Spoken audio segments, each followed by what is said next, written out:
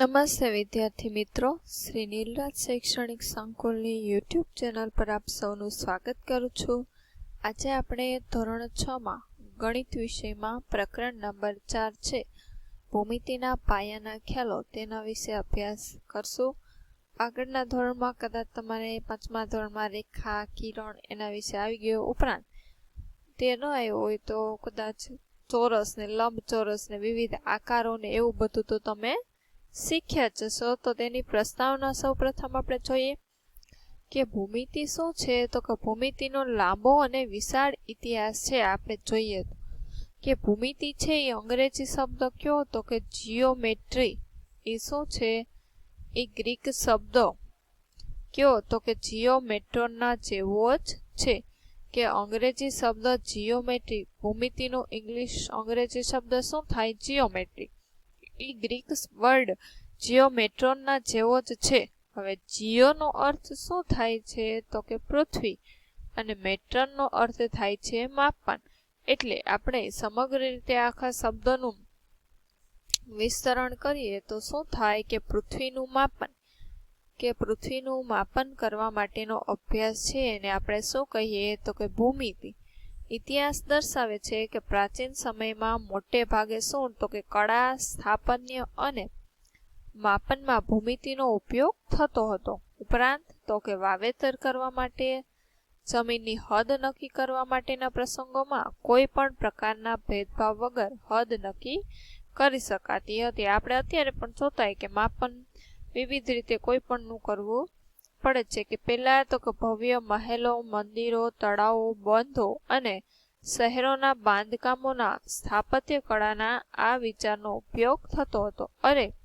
આજે પણ દરેક પ્રકારની કળાની રચનામાં માપન, સ્થાપત્ય, ઇજનેરી અને કપડા પરની ડિઝાઇનમાં ભૂમિતિના આકારો પ્રદર્શિત થાય છે. વિવિધ આકારો જોઈએ ને, એ કે ચોરસ ને લંબચોરસ ને બધા ભૌમિતિક આકારો કહેવાય. કે આપણે કોઈ પણ જુદા જુદા પ્રકારની વસ્તુઓ જોશો તો એ કઈ નિશ્ચિત આકારની તો હશે જ ને. કે જોઈએ કે પેટી, ટેબલ, ચોપડી, ટિફિન બોક્સ, કે તમારા નાસ્તા માટે તમે શાળામાં લઈ જાઓ, દડો તમે રમો છો, તમે બીજી વધારે વસ્તુનું અવલોકન કરો, કોઈ પણ વસ્તુ હે તો કે ચોક્કસ આકારની તો બનેલી જ હોય છે, ચોક્કસ ભૌમિતિક આકારની. તો આવા જ આપણે તો કે જુદા જુદા ભૌમિતિક આકારો સમજવાના છે આ પ્રકરણમાં. તો સૌ પ્રથમ શરૂઆત કરીએ કે બિંદુ. બિંદુ એટલે જો આમ કરી અને શું કહેવાય આપણે બિંદુ, ડોટ્સ, ટપકું કહેવાય ને. જો આમાં પણ 4.2 છે તો અહીંયા પણ શું છે તો કે બિંદુ. તમે પેન્સિલની અણી વડે કાગળ પર એક ટપકું કરો, અહીંયા મેં કેમ આમ કર્સર રાખ્યું તો ટપકું કર્યું ને. કે અણી જેટલી જોવો, તમારી અણી જેટલી તીક્ષ્ણ એટલે કે જેટલી પાતળી હશે એટલું ઝીણું ને વ્યવસ્થિત ટપકું વધુ નાનું બનશે.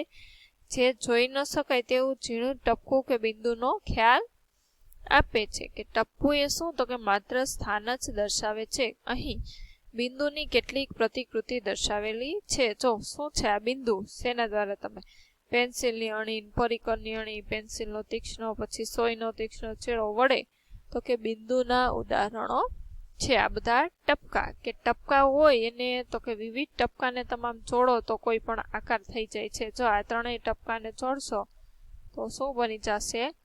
ત્રિકોણ. કે અલબત્ત ટપકા દેખાવમાં ખૂબ જ બારીક હોવા જોઈએ. હવે ત્યારબાદ આવે છે રેખાખંડ. જો આ રેખાખંડ છે કે બે આવા તમે ટપકા દોરી નાખો, બે નિશ્ચિત બિંદુ, આ બેને તો કે જોડી દો એટલે શું બની જાય તો કે રેખાખંડ.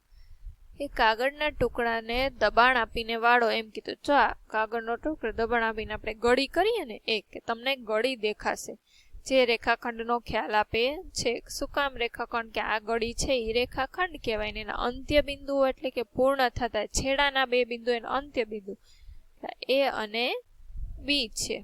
એમ કીધું કે પાતળો દોરો લો અને ઢીલો ન રહે તે રીતે ખેંચો તો છેડાના અંત્ય બિંદુઓ તો કે તમે હાથમાં પકડ્યા છે એ શું થશે? એના અંત્ય બિંદુ. એટલે એ રેખાખંડ.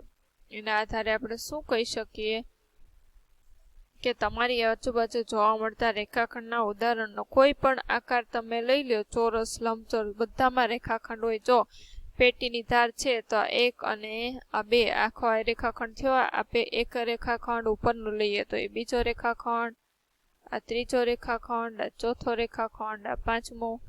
એવી રીતે ટ્યુબલાઇટમાં પણ આ રેખાખંડ થશે. પોસ્ટકાર્ડની ધાર કેટલા થાય? 1, 2, 3 અને 4. એટલે શું કહી શકીએ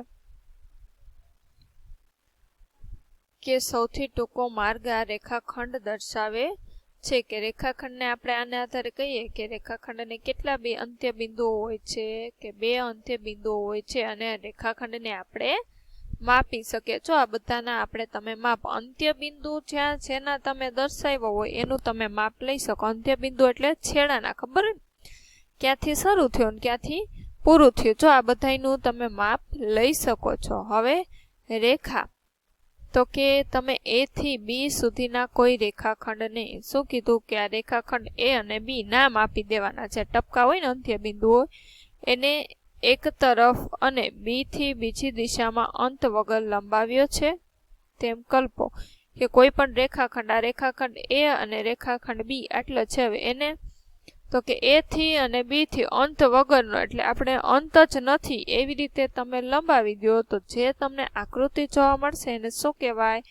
તો કે રેખા. એટલે અંત વગરનું કીધું એટલે આના ઉપરથી આપણને તરત ખ્યાલ આવી જાય શું કે રેખા છે એને માપન થઈ શકતું નથી. રેખાનું માપન થઈ શકે નહીં. કેવી હોય છે?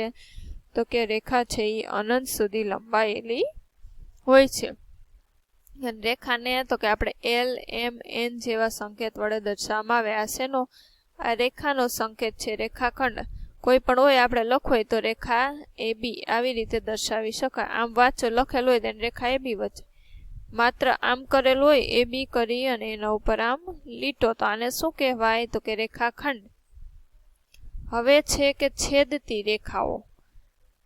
જો અહીંયા રેખા L1 ને L2 પરસ્પર એકબીજામાંથી પસાર થાય, કે એક રેખા બીજામાંથી પસાર થાય તો અહીંયા એક બિંદુએ બે એકબીજાને ભેગી થશે. જો P એ છેદશે.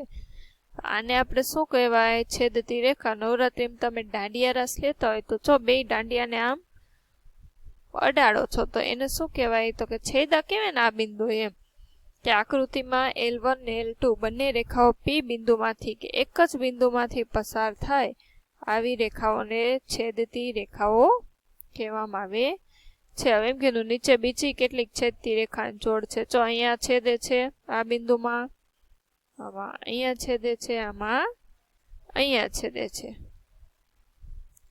ત્યારબાદ આ છેદતી રેખાઓ એક બિંદુમાં છેદે. હવે છે સમાંતર રેખાઓ એટલે કે છેદતી ન હોય તેવી રેખાઓ અને એકબીજાથી સમાન અંતરે આવેલી હોય એને શું કહેવામાં આવે છે?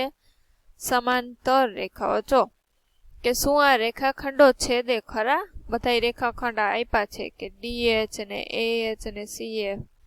કે AB અને BC એ કયા બિંદુમાં છેદે છે? તો કે B બિંદુ. જો આ રેખાખંડ AB, રેખાખંડ BC બે એકબીજાને ક્યાં કોમન બિંદુ આ છે.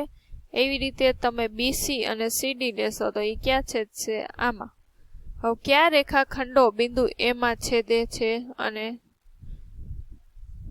બિંદુ A માં, અને કયા બિંદુ B માં, કયા બિંદુ C માં? આવે A માં છેદતા રેખાખંડો અહીંયા પૂછે તો કયા? તો A આવતો હોય એક AD રેખાખંડ અને આ AB.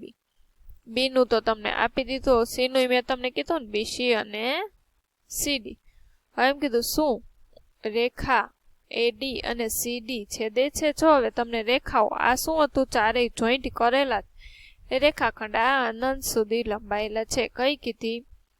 રેખા AD અને રેખા CD છેદે છે એવો પ્રશ્ન પૂછ્યો. કે આ રેખા AD છે અને આ રેખા કઈ છે?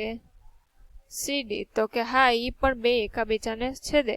કે તે તમે જોઈ શકો ટેબલની સપાટી પરના રેખાખંડો ગમે તેટલા લંબાવવામાં આવે પણ એકબીજાને છેદતા નથી. કે સપાટી ઉપરના રેખાખંડો છે એને તમે ગમે એટલા લંબાવો એ કયા છે? તો કે આ DE, પછી AH, આ CF અને બીજી ગમે એટલા આમ લંબાવશો તો એકાબીજાને છેદતા નથી. અને ઉપરાંત તો ગમે એટલા લંબાવશો આ બે વચ્ચેનું અંતર કેવું રહેશે? એક સમાન જ રહેશે. તો આવી રેખાઓને શું કહેવાય? તો કે સમાંતર. AD અને BC શું કીધું? તો કે તેમાંની એક જોડ છે. અહીંયા પ્રિન્ટ મિસ્ટેક, AD CD છે ને, CB આવે અહીંયા. તો જી સમાંતર રેખા આ AD છે અને આ BC ગમે એટલા લંબાવશો આમ તો એકાબીજાને છેદશે નહીં, મળતી જ નથી. તો આવી રેખાને શું કહે? સમાંતર. એને દર્શાવાય આવી રીતે કે AB સમાંતર CD લખીએ છીએ. અહીંયા પણ શું છે? પ્રિન્ટ મિસ્ટેક, AB સમાંતર CD. આ સમાંતર રેખાનો સંકેત આમ થાય. આમ તમે આપેલું હોય ઉપર રેખા CD, આ સમાંતર AB સમાંતર CD એવું તમે કહી શકો ને. L1 અને L2 સમાંતર. એટલે સમાંતર રેખાઓ એટલે શું? તો કે એવી રેખાઓ જેને ગમે એટલી લંબાવો એકબીજાને ક્યારેય છેદતી નહીં અને રેખાના પરના કોઈ પણ બે બિંદુઓ વચ્ચે.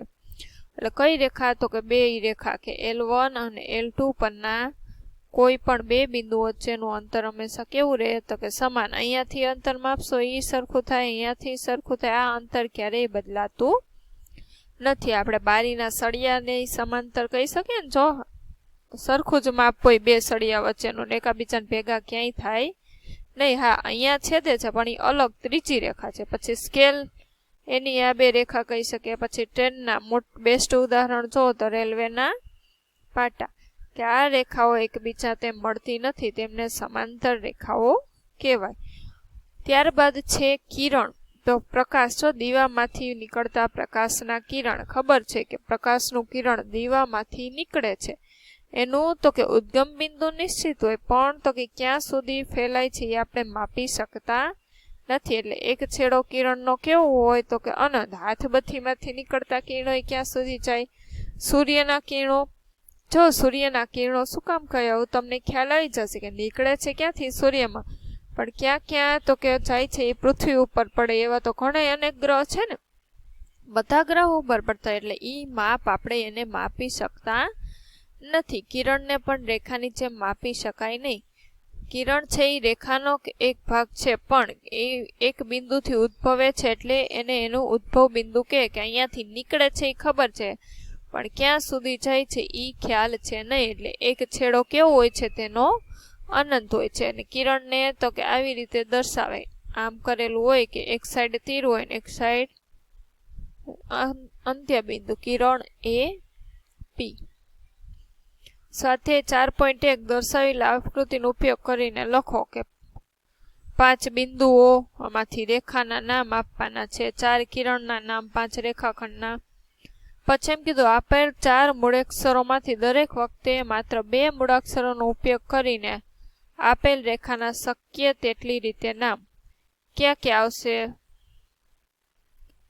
રેખા AB, પછી રેખા AC, પછી AD, પછી BC, BD, CD એવી રીતે તમે આપી શકો. આમાં પણ એવું જ કહ્યું છે. એટલે સ્વાધ્યાય 4.1 છે એ તમારે હોમવર્કમાં પૂરું કરવાનું. આજે આપણે શું શું જોયું? એક તો બિંદુ, ત્યારબાદ રેખાખંડ. રેખાખંડ તો કે 2 અંત્ય બિંદુ હોય અને એને તો કે ચોક્કસ એનું માપ આપણે લઈ શકાય. ત્યારબાદ કિરણ, તો કે રેખાખંડને બંને છેડે અનંત સુધી લંબાવો. એને શું કહેવાય? તો કે રેખા. રેખાનું માપ લઈ શકાતું નથી. ત્યારબાદ છે કે છેદતી રેખાઓ. એકબીજાને જે બિંદુએ એકબીજામાં પસાર કરો ને જે બિંદુએ બે મળે અને છેદતી રેખાઓ કે અને ત્યાં શું? તો કે નિશ્ચિત ખૂણો બનાવે છે. ઉપરાંત સમાંતર રેખાઓ, તો કે રેખાઓને ગમે તેટલી લંબાવો એકબીજાને ક્યારેય ભેગી થાય નહીં અને બે રેખાઓ વચ્ચેનું અંતર કોઈ પણ બિંદુએથી માપો જુદા જુદા તો સમાન રહે. એને એકબીજાથી સમાંતર એટલે કે સમાન અંતરે આવેલી છે ને એકબીજાને છેદતી નથી. ત્યારબાદ કિરણ, તો કે કિરણ છે તેનું ઉદ્ભવ બિંદુ નિશ્ચિત હોય પરંતુ તો કે ક્યાં સુધી તે જાય એ આપણે માપી શકતા નથી. એટલે એને ઉદ્ભવ બિંદુ હોય પણ અંત્ય બિંદુ હોય નહીં. તેના આધારે સાથે 4.1 છે એના દાખલા તમારે હોમવર્કમાં લખવાના છે. તો આજ માટે આટલું. જય હિન્દ, જય ભારત, અસ્તુ.